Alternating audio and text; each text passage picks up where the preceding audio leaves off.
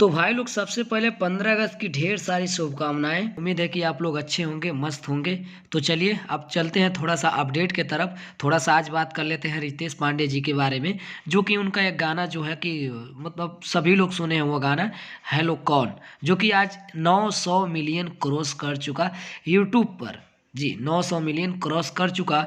तो आप सब देख ही सकते हैं रितेश पांडे जी जो है कि मतलब केक काट रहे हैं। बहुत ही जानदार खुशी है और बहुत ही मतलब सबको खुशी मिल रहा है ये केक काटने में, जो कि आप सभी को मैं सारा दिखा रहा हूँ।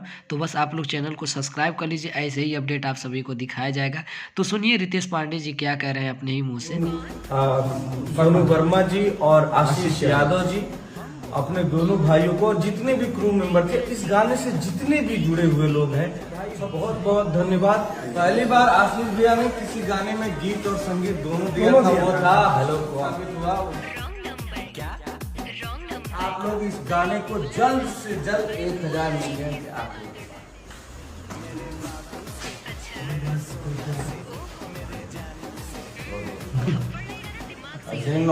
हजार मिलियन का गाना बनावा जाओ। आपका आशीर्वाद रहेगा तो एकदम बढ़ेगा भैया। मेरे बाबू से, मेरे सोना से।